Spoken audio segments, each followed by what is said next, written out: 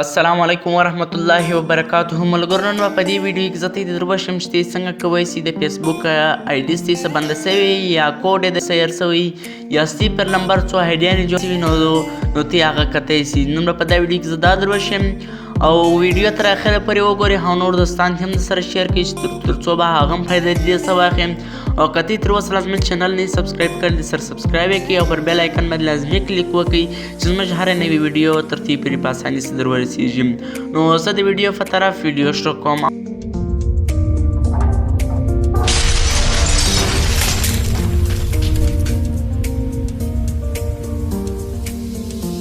اول وتی راځي فیسبوک ته چې رالاس نو ته به د فیسبوک خلاص کړې. فیسبوک ته چې مې خلاص کړې نو ته به خپل نمبر پر ووایې چې زما نمبر زه ګورم څو ایډیانې خلاص شوي یا زما زړه ایډي باندې د زه هغه خلاصوم یا زما چې د ایډي پاسورډ یې شوی نو هغه هم خلاصوی شي.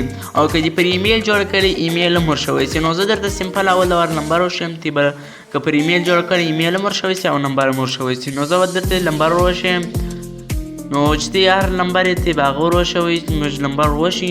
نو اوس یې موږ ګورو پر دا نمبر څو ایډیانې جوړې شوي دي موږ یې ګورو.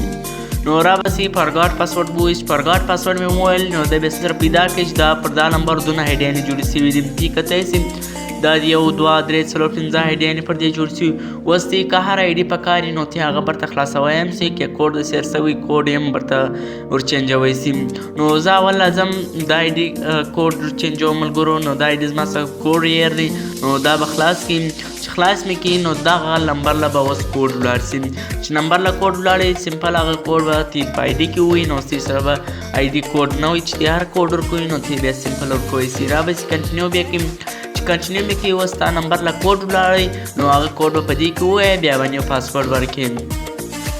نو دا زموږ سره دا کوډ زموږ پر نمبر راغلی و چې سره هر کوډ راغلی نو ته به هغه کې ووایي نو موږ سره پر دا پر هغه نمبر دا کوډ راغلی موږ کې وویلی اوس بیا سمپله کنټینیو کړئ چې کنټینیو مې کړي نو دا ستا سره اوس لوګین شپه نو وایي کیپ می لوګډ ان نو ته به سمپله د هغه پر ووایې چې د هغه مو وولی نو اوس به ته نوی پاسورډ ورکړي چې هر پاسورډ مو غوښتي. نو زه به دې ته پاسورډ ورکړم ملګرو چې هر پاسورډ ورته ورکوئ نو ته بیا ورکړئ نو سمپل بیا کنټینیو کړئ. چې کنټینیو مې کړي دا ستاسو سره اوس پاسورډ چینج شو. ریممبر یور پاسورډ خان 1 نو دا بیا ته غواړئ که ستاسو هیر شو برته به در ښکاره کړي ورته یې اوکې نو چې اوکې دې کړي نو اوس دا سره دا په ایډي خلاص شو ملګرو. ته کتلی شئ دا لوګین شروع دی. نو ملګرو دا ډېره اسانه طریقه ده چې بازار له ورسئ نو ستاسو سره په 1.5 200 یا 300 روپۍ لازمي درڅخه اخلي. نو ته پر کور کښېنئ خپلې زړې ایډیانې هم خلاصوی شي او که د ایډي پاسورډ دې سیر شوي نو هغه هم خلاصوی شي. دا ملګرو ډېره اسانه طریقه وله. نو که ته زموږ ویډیو خوښه شوي نور دوستان هم سره شیر کړئ او لازمي زموږ چینل سره سبسکرایب کړئ او پر بیل آیکن باندې کلیک وکړئ چې زموږ هر نوې ویډیو ترتیب پرې په اسانۍ در ورسیږي. او که بیا مې څه پوښتنه وي په موبایل کې نو ته زموږ سره په کمنټ باندې پوښتنه کوی شي.